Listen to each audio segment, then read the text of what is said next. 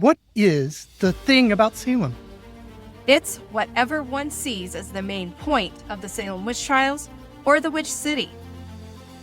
It's that the people involved in the Salem witch trials were just like us. It's that fear can make communities turn on each other, but understanding that can help us do better. It's that history isn't just dates and facts. It's real people making real choices we might face too. It's where we share fun, bite-sized episodes focused on the Salem witch trials and the factors that influence them, because these stories matter more than ever today. Welcome to the Thing About Witch Hunts. I'm Josh Hutchinson. I'm Sarah Jack. You're here for the Thing About Witch Hunts, but you get a special treat. We recently created a second podcast called The Thing About Salem to explore Salem history, culture, and community voices. In this special crossover episode, we're going to play the extended edition of one of the episodes we did on The Thing About Salem about the key moments in the Salem witch trials. Subscribe to The Thing About Salem on YouTube or wherever you get your podcasts and share it with someone who needs to hear these stories too. Just the facts, ma'am. Did you use at any time to ride upon a stick or pole? Yes, How high? sometimes above the trees.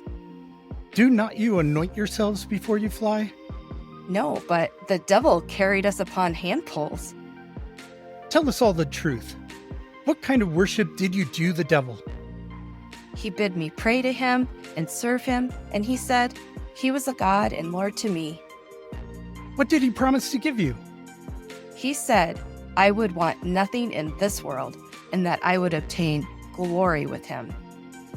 Why would they hurt the village people?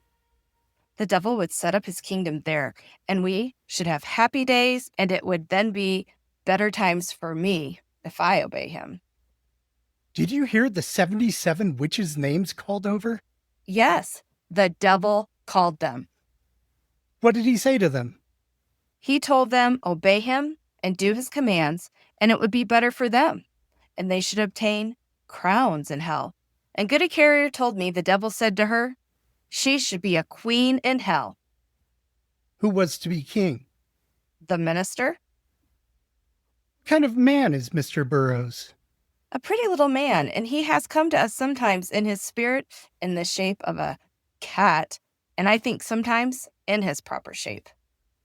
Do you hear the devil hurts in the shape of any person without their consent? No.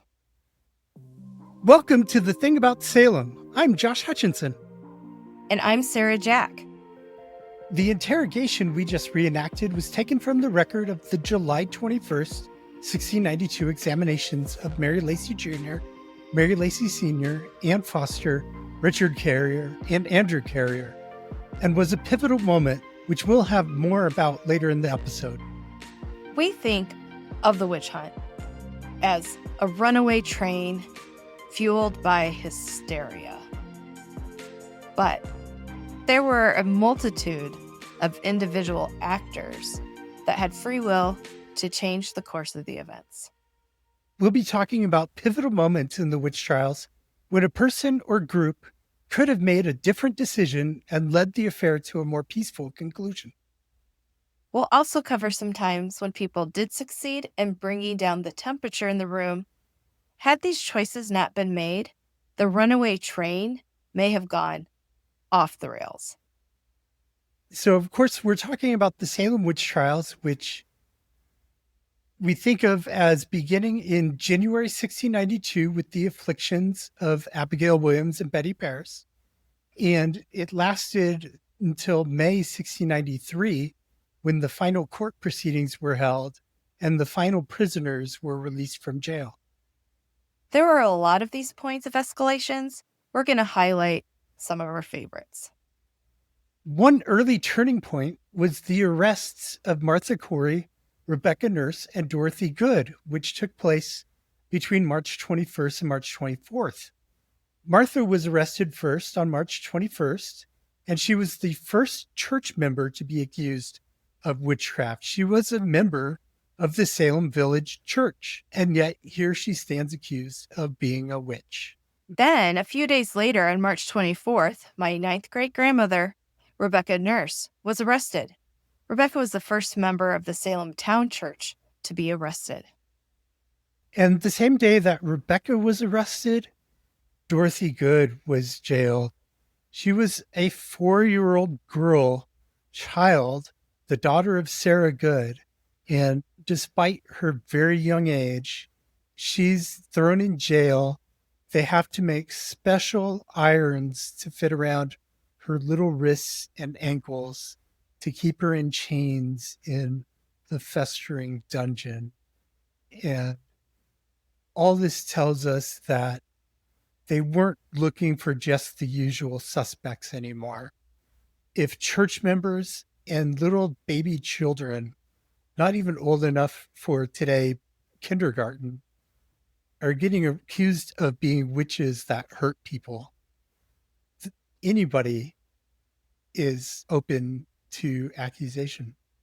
The next turn of events that was critical in escalating what was happening was in April. On April 19th, Abigail Hobbs gave a confession. Abigail, who's Sarah's favorite confessor, She is. the Her wild stories are grand.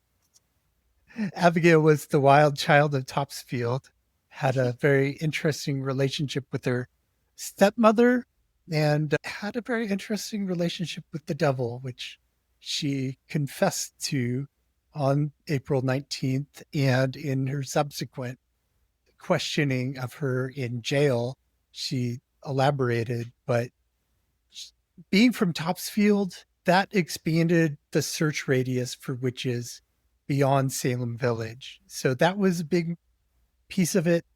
And this was the first confession by anyone since Tituba had confessed on March 1st. There's also no signs of coercion on this one. It appears to be a voluntary confession. Her confession was a confession of covenanting with the devil. It was a diabolical confession.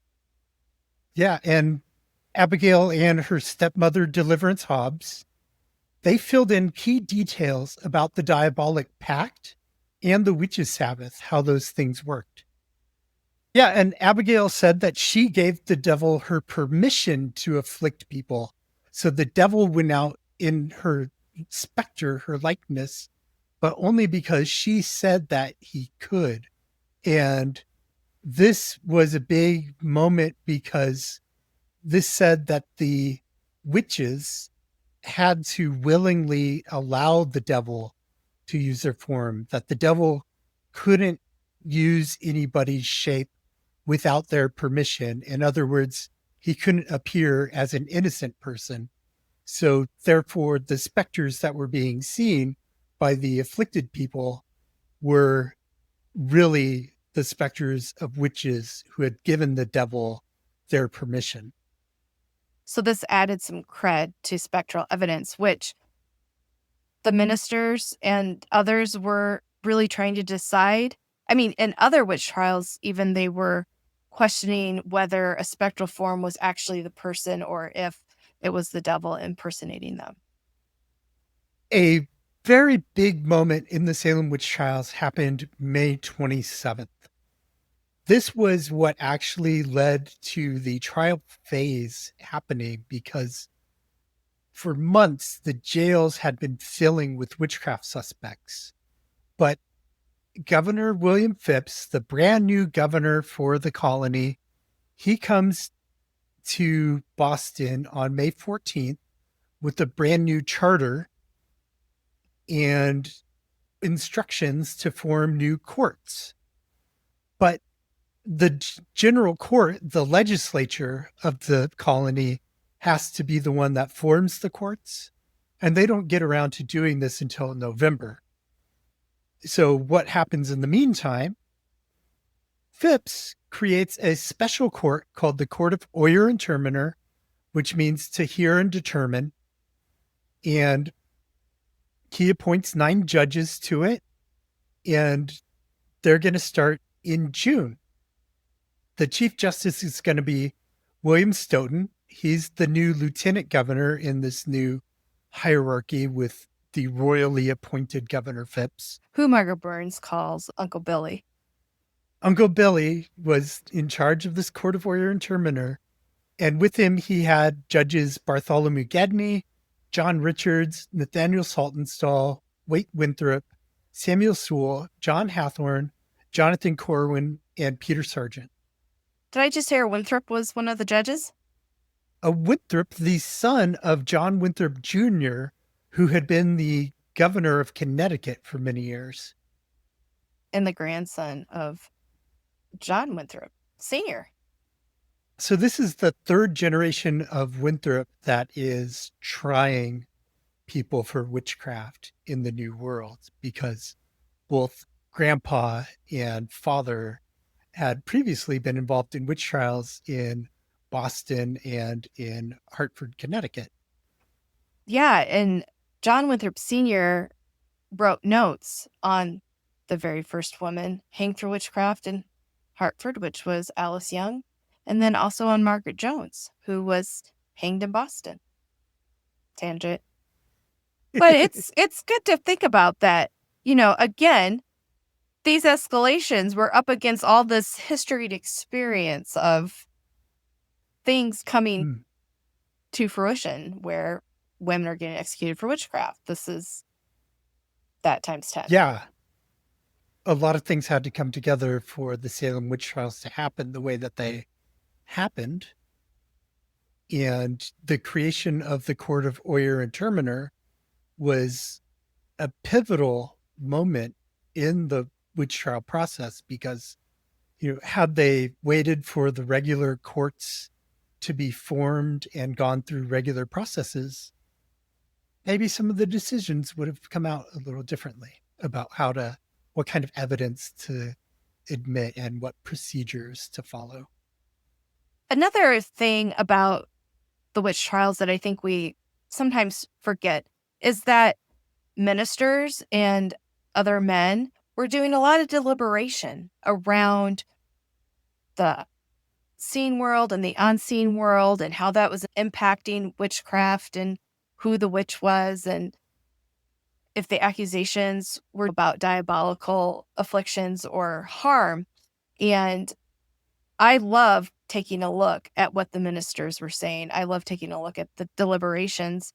I wish they would not have had such a difficult time coming to the conclusions that they needed to come to.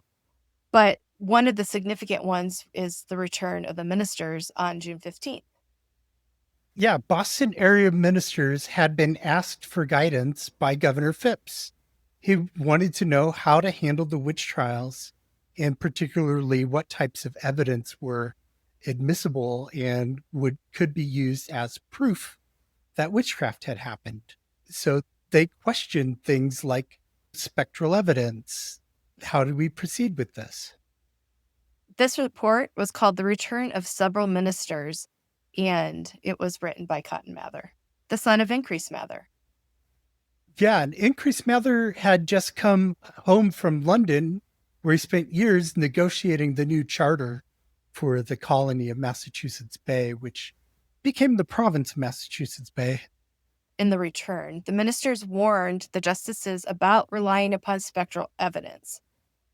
Even though Abigail's story was so colorful and compelling, they were urged, and not just hers, of course, a lot of the spectral evidence could have been very compelling and scary. They urged the justices to avoid Volk tests for witchcraft and suggested that the justices follow the guidelines set forth in books by English Puritans such as Perkins and Renard.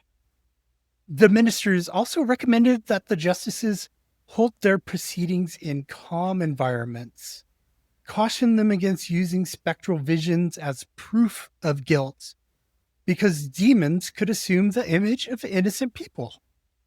And we know from comments in the examination papers that during the examinations of Rebecca Nurse and Dorothy Good and others, it was not calm. It was not a calm environment. the return also closed with a recommendation for the speedy and vigorous prosecution of the witches. So contradicts itself basically. First, they're urging caution throughout the report, but then at the end, they're saying, be speedy and vigorous. So the judges, they take this return and they say, well, we like spectral evidence. We like doing folk tests. We do things like this touch test, where if a witch touches an afflicted person, the afflicted person becomes well because the magic goes back from them to the witch who harmed them. And the judges continued to do those tests and to accept spectral evidence. What if they had stopped here? What if they'd had a different response? Yeah, what if Cotton Mather hadn't written that last line about the speedy and vigorous prosecution? What if he'd been consistent in advocating for caution? Would there have been a peaceful end to the witch hunt? In mid-July, there's another grand turning point, and this one is really what expands the amount of people who are descendants of those who experienced the Salem witch trials, because things expanded to the community of Andover. Yeah, Andover, including what is today the separate community of North Andover, was the scene of a very heated chapter in the Salem witch trials. The town of Andover had more witchcraft accusations than any other community, including Salem, even if you combine the town center and the village of Salem.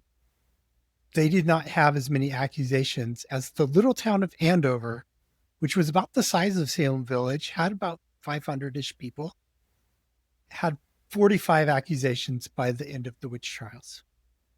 Another catalyst in the Andover phase was the sickness of Elizabeth Phelps Ballard. Sickness tends to be part of the story when there's a witch trial. For instance, the Salem witch trials all started because of sickness in Samuel Parris's household that spread through Salem Village. And now here there's an unexplained illness in Andover. One big element of this Elizabeth Phelps Ballard sickness is that her husband at some point called down to Salem Village and got some of the afflicted girls to come up and examine his wife and determine who was bewitching her. And so they came up, they saw specters, they made accusations. July 19th, Joseph Ballard complained against Mary Lacey Sr. and her daughter, Mary Lacey Jr. This was a renewal of arrests because there'd actually been 6 quiet weeks. No warrants had been issued since June 6th. And here we are, July 19th, and we've got 2 people getting arrested. Then also in Andover on July 21st, Anne Foster confessed the main aim of the witches was to replace Christ's kingdom with Satan's kingdom. So here is a conspiracy unfolding. And this conspiracy gets elaborated on. The piece that we read at the beginning was from the examination of Mary Lacey Jr. during this big, they had just a group of suspects come in. It was Mary, her mother, Andrew Carrier, and Richard Carrier being examined.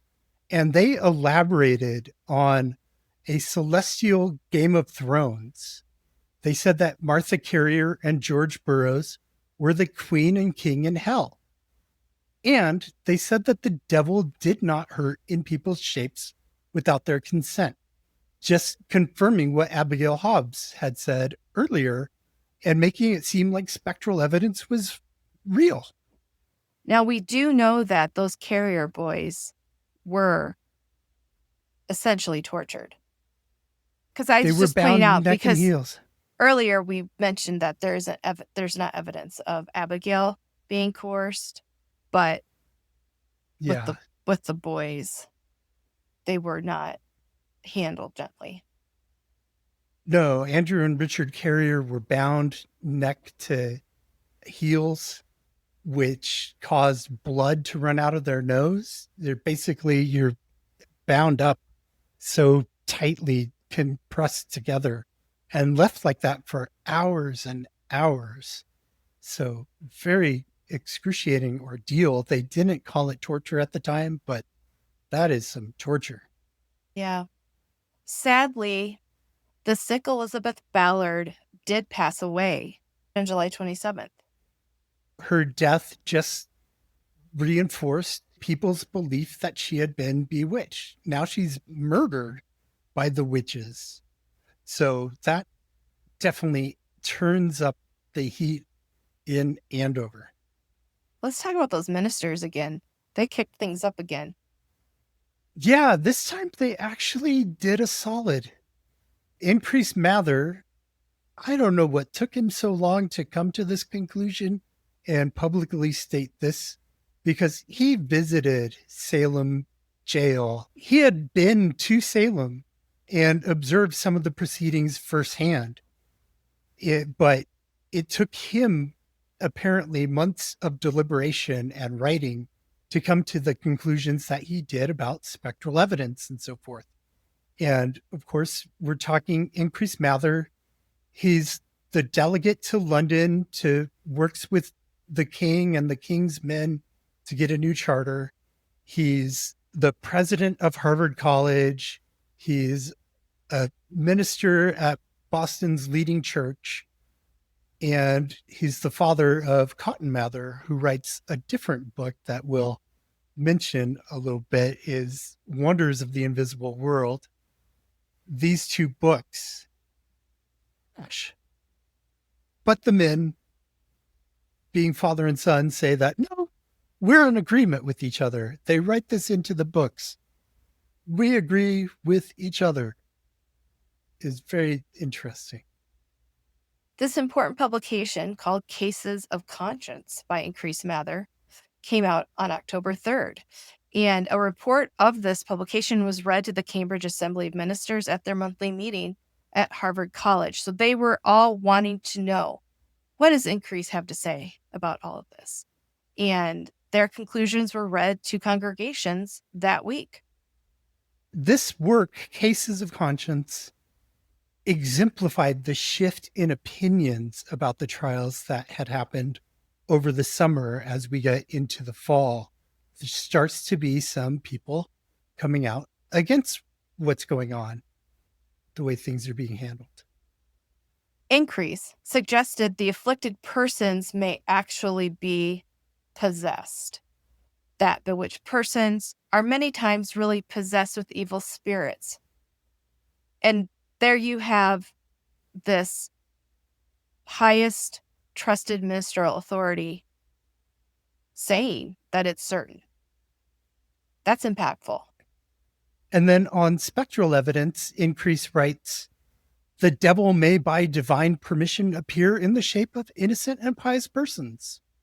So now, all the way after all the hangings, he's saying maybe Rebecca didn't give permission to the devil to go torment Ann Putnam Sr. I'm not bitter. Exactly. Not bitter. Yeah, it's just, why did he wait so long? He goes on, he says in his report, it were better that 10 suspected witches should escape than that one innocent person should be condemned.